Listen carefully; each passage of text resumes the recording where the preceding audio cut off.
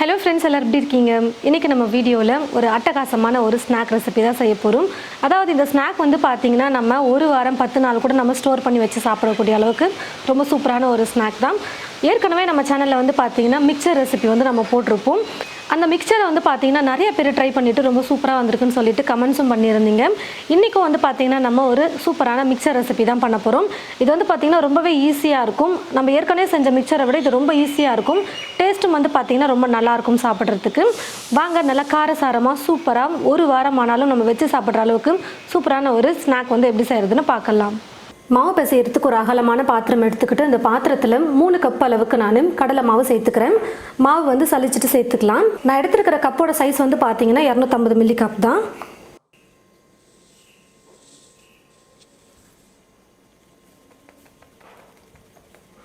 கடலை மாவு சலிச்சதுக்கு அப்புறமா இது கூடவே 3/4 கப் அளவுக்கு அரிசி மாவு சேர்த்துக்க போகிறேன்.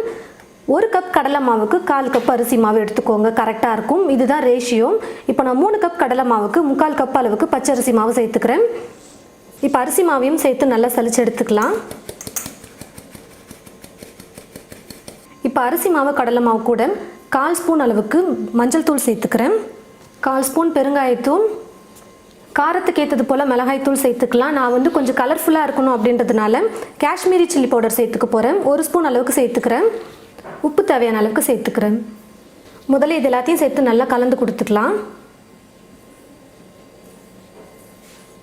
எல்லாத்தையும் சேர்த்து நல்லா மிக்ஸ் பண்ணதுக்கு அப்புறமா தண்ணி கொஞ்சம் கொஞ்சமாக சேர்த்து மாவு பிசைஞ்சுக்க போகிறேன். நம்ம முறுக்குக்கு மாவு பிசையும் பார்த்தீங்களா, அதை விட கொஞ்சம் இலக்கமாக இருக்கிற மாதிரி மாவு பிசைஞ்சுக்கணும்.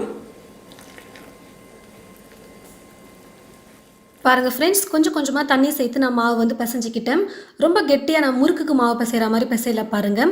ஓம பொடிக்கெல்லாம் வந்து பார்த்தீங்கன்னா கொஞ்சம் இலக்கமாக இருக்கிற மாதிரி மாவு பிசைஞ்சோம்னா தான் முறுக்குழாயில் போட்டு நம்மளால் பிழிய முடியும். இப்போ நம்ம பிசைஞ்சு வச்சுருக்கிற மாவை ரெண்டாக நான் வந்து பிரித்து எடுத்துக்க போகிறேன்.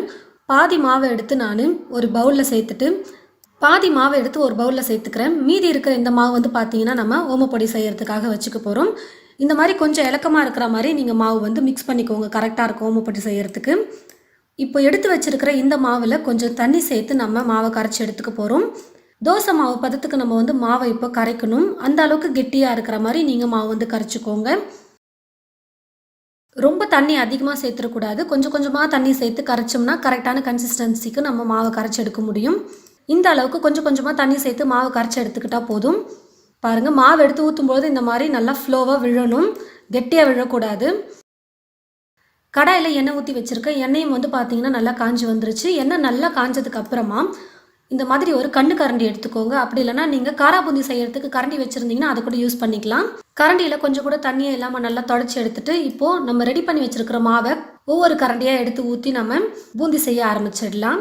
நம்ம கரண்டி வச்சு தேய்க்க வேணாம், தட்ட வேணாம், எதுவுமே பண்ண வேணாம். நம்ம மாவு வந்து நல்லா தோசை மாவு பதத்துக்கு கரைச்சிருக்கிறதுனால ஊற்றும் பொழுது அதுவே அழகாக முத்து முத்தாக எண்ணெயில் விழும். பாருங்கள், எண்ணெய் வந்து நல்லா காஞ்சிருக்கணும். அப்போ தான் வந்து நல்லா குண்டு குண்டாக எழும்பி வரும். எண்ணெய் காயாமல் நீங்கள் போட்டிங்கன்னா எல்லாம் தட்டையாக இருக்கும். அதுக்கப்புறம் எண்ணெய் வந்து அதிகமாக குடிச்சிரும்.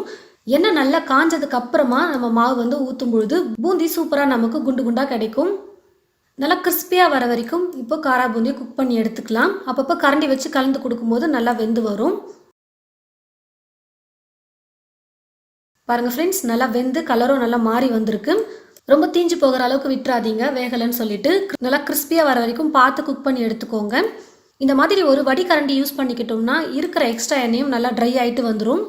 இப்போ அடுத்த ரவுண்ட் நம்ம மாவு வந்து கரண்டியில் ஊற்றும் பொழுது முக்கியமாக கவனிக்க வேண்டிய விஷயம் இதுதான். ரொம்பவே முக்கியமான டிப்ஸ்னு சொல்லலாம் நம்ம காராபூந்தி செய்கிறதுக்கு.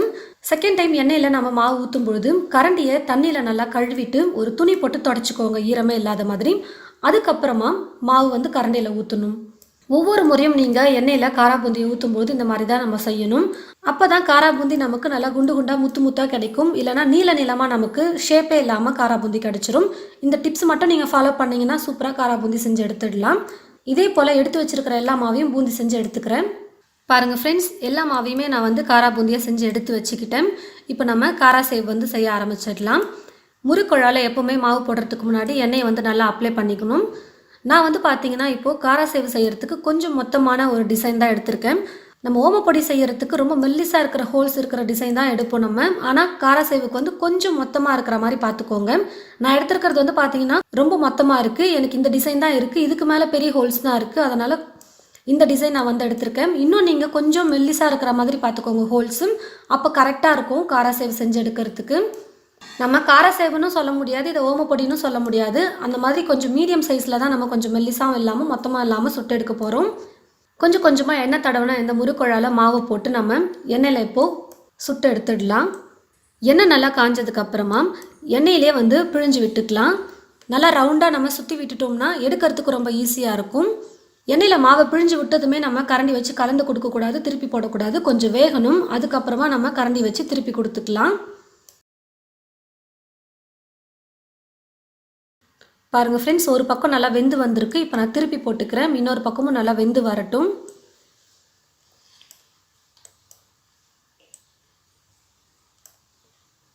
ரெண்டு பக்கமும் நல்லா வெந்து வந்ததுக்கப்புறமா நம்ம இப்போ காராசேவை எடுத்துடலாம். நல்லா கொஞ்சம் லைட்டாக கலரும் மாறி இருக்குது பாருங்கள். நல்லா கிறிஸ்பியாக இருக்கிற மாதிரி எடுத்துக்கணும். நான் ஏற்கனவே சொன்ன மாதிரி நான் வந்து நான் எடுத்துருக்கிற முறுக்குழா டிசைன் வந்து கொஞ்சம் பெருசாக இருக்கிற மாதிரி தான் ஹோல்ஸ் எடுத்திருக்கேன். நீங்கள் இதோட கொஞ்சம் மெல்லிசாக இருக்கிற மாதிரி எடுத்துக்கோங்க. இதே போல் மீதி இருக்கிற எல்லா மாவையும் காராசேவை செஞ்சு எடுத்துக்கலாம். இந்த மாதிரி ஒரு வடிகரண்டி எடுத்துக்கிட்டு நம்ம வறுக்கும்போது எண்ணெயிலேருந்து சீக்கிரமாக எடுத்துடலாம் டக்குன்னு. நான் வந்து அரை கப்புக்கும் கொஞ்சம் குறைவாக, 1/4 கப்புக்கும் கொஞ்சம் அதிகமாக இருக்கிற மாதிரி வேர்க்கடலையே அளந்து எடுத்திருக்கேன். இந்த வடிகரண்டியில் போட்டுட்டு இப்படியே எண்ணெயில் வச்சுட்டோம்னா நல்லா வேர்க்கடலையே வறுத்து எடுக்க முடியும் ஈஸியாக. அப்பப்போ கரண்டி வச்சு மட்டும் நம்ம கலந்து கொடுத்தோம்னா போதும், நல்லா ஈவனாக வறுப்பட்டு வந்துடும். பாருங்கள் ஃப்ரெண்ட்ஸ், வேர்க்கடலை நல்லா வறுப்பட்டு வந்துருச்சு. இப்போ நான் எடுத்துடுறேன். கலர் வந்து கொஞ்சம் லைட்டாக மாறும், அப்போ வந்து நம்ம பார்த்து எடுத்துக்கலாம். இப்போ அடுத்ததான் பொட்டுக்கடலை வந்து நான் வறுத்து எடுத்துக்க போகிறேன். அதே அளவு தான், அரை கப்புக்கு கொஞ்சம் குறைவாகவும் 1/4 கப்புக்கு கொஞ்சம் அதிகமாகவும் பொட்டுக்கடலையை அளந்து எடுத்துக்கோங்க, கரெக்டாக இருக்கும். நான் வந்து பொட்டுக்கடலை வறுக்க இந்த மாதிரி ஒரு வடிகரண்டி எடுத்திருக்கேன் பாருங்கள். இதில் வந்து ஒரு பொட்டுக்கடலை கூட வெளியில் போகாது எண்ணெயில். அடுத்ததாக கருவேப்பிலையை கொஞ்சம் நான் தண்ணியில் அலசிட்டு தண்ணி இல்லாமல் நல்லா தொடச்சி எடுத்து வச்சுருக்கேன். இந்த கருவேப்பிலையும் எண்ணெயில் போட்டு பொரிச்சு எடுத்துக்கலாம். நல்லா கிறிஸ்பியாக வர வரைக்கும் பொரிச்சு எடுத்துக்கணும். கடைசியாக இது கூட பூண்டு வந்து ஒரு 10 பல் எடுத்து இடித்து வச்சுருக்கேன் தோலோட. இந்த பூண்டையும் இந்த வடிகரண்டியில் சேர்த்துட்டு நான் கொஞ்சம் பொரிச்சு எடுத்துக்கிறேன் எண்ணெயில். இப்போ நம்ம மிக்சருக்கு வந்து எல்லாமே ரெடி பண்ணியாச்சு. ஒரு அகலமான பாத்திரம் எடுத்துக்கிட்டு அந்த பாத்திரத்தில் ரெடி பண்ணி வச்சுருக்கிற காரா பூந்தி, அதுக்கப்புறம் காராசேவ் இருக்குது பார்த்தீங்களா, அதையும் நம்ம சேர்த்துக்கலாம். கையில் இந்த மாதிரி நல்லா சின்ன சின்னதாக வர மாதிரி உடைச்சிட்டு சேர்த்துக்கலாம்.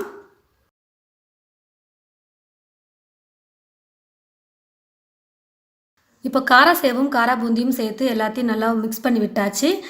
இப்போ இது கூட எண்ணெயில் வறுத்தெடுத்து வச்சுருக்கிறேன் வேர்க்கடலை, பொட்டுக்கடலையை சேர்த்துக்கிறேன். அதுக்கப்புறம் பூண்டு சேர்த்துக்கிறேன்.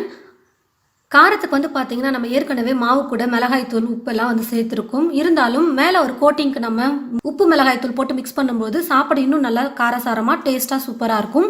அதனால் இப்போது காரம் வந்து கொஞ்சமாக சேர்த்துக்கிறேன், வெறும் மிளகாய்த்தூள். உங்களுக்கு எந்த அளவுக்கு காரம் வேணுமோ அதுக்கேற்றது போல் நீங்கள் மிளகாய்த்தூள் சேர்த்துக்கலாம். கொஞ்சமாக உப்பு சேர்த்துக்கிறேன். இப்போ ஒரு மேலே ஒரு தட்டு போட்டு மூடிட்டு நல்லா நம்ம குலுக்கி விட்டுட்டோம்னா உப்பு மிளகாய்த்தூள் எல்லாம் ஃபுல்லாக ஸ்ப்ரெட் ஆகிடும் மிக்சர் ஃபுல்லாக. எல்லாத்தையும் சேர்த்து நல்லா மிக்ஸ் பண்ணி எடுத்தாச்சு. இப்போ கடைசியாக கருவேப்பிலையும் சேர்த்துக்க போகிறேன். முன்னாடியே கருவேப்பிலை சேர்த்துருக்கலாம், ஆனால் நம்ம எல்லாத்தையும் சேர்த்து நல்லா குலுக்கி எடுக்கும்போது பார்த்தீங்கன்னா கருவேப்பிலை வந்து ரொம்ப பொடியாக உடஞ்சிரும். அதனால் நான் வந்து கடைசியாக சேர்த்துட்டு சும்மா லைட்டாக கலந்து கொடுத்துக்க போகிறேன், அவ்வளோதான். நல்லா டேஸ்டியாக ஸ்பைசியாக கேரளா ஸ்டைலில் நம்ம மிக்சர் வந்து ரெடி பண்ணிட்டோம். காரம் மட்டும் நீங்கள் கொஞ்சம் அதிகமாக சேர்த்துக்கோங்க. நான் வந்து காரம் வந்து மீடியமாக சேர்த்துருக்கேன். கேரளா ஸ்டைலில் செய்யணும் அப்படின்னாலே நல்லா ஸ்பைசியாக கேரளா மிக்சர் இருக்கும். நீங்கள் கேரளா ஸ்டைல்லே உங்களுக்கு ஸ்பைசியாக வேணும் அப்படின்னு நினச்சிங்கன்னா மிளகாய்த்தூள் மட்டும் நீங்கள் மாவு நம்ம மிக்ஸ் பண்ண பார்த்தீங்களா அப்போவே எக்ஸ்ட்ரா கூட சேர்த்துக்கோங்க. நான் 1 ஸ்பூன் மிளகாய்த்தூள் சேர்த்துருந்தேன், நீங்கள் 2 ஸ்பூன் கூட சேர்த்துக்கலாம். நான் சேர்த்துருக்கிற அளவு வந்து பார்த்தீங்கன்னா எல்லாரும் சாப்பிடக்கூடிய அளவுக்கு கரெக்டான அளவு தான் நான் சேர்த்துருக்கேன். நல்லா கலர்ஃபுல்லாக மிக்சர் ரொம்ப சூப்பராக ரொம்ப ஈஸியான மெத்தடில் நம்ம செஞ்சுட்டோம் பாருங்கள். எல்லாருமே வீட்டில் செய்யக்கூடிய அளவுக்கு ரொம்ப ஈஸியான ஒரு ரெசிபி தான் இது.